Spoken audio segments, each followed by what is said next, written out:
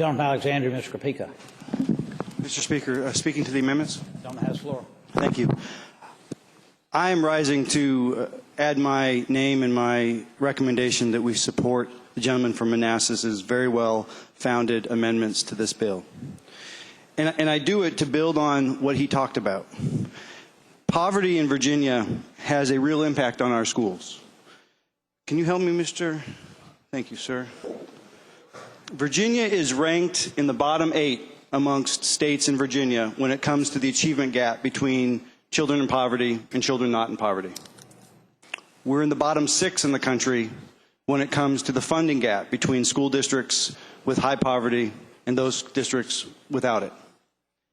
Fairfax County recently completed a comprehensive statistical analysis of all of its schools and found that there is a direct linear relationship between poverty and student success. So much so that as a school has a higher concentration of poverty, moving from 20% poverty to 45% and above, the chances of students in that school meeting state achievement goals goes down precipitously. Poverty in Virginia is growing. One of the unfortunate realities of the recession that we have lived through is that 14% of our students in Virginia schools today are living in poverty.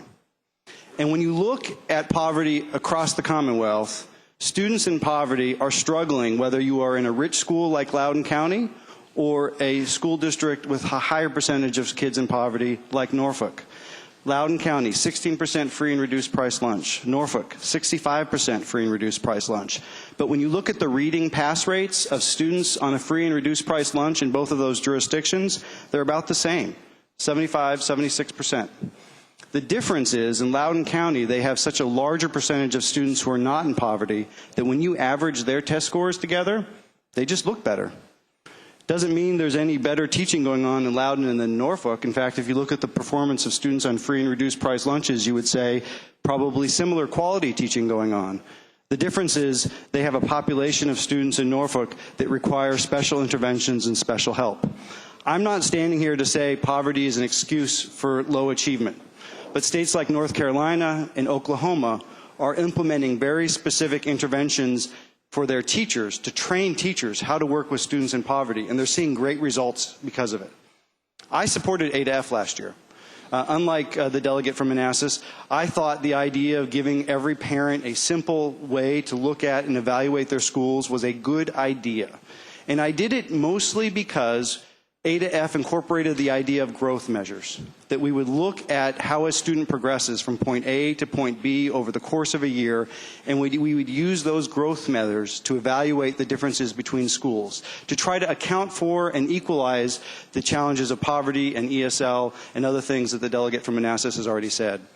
The reality is we don't have enough data to accurately create the growth measures we need to create a fair A to F grading system.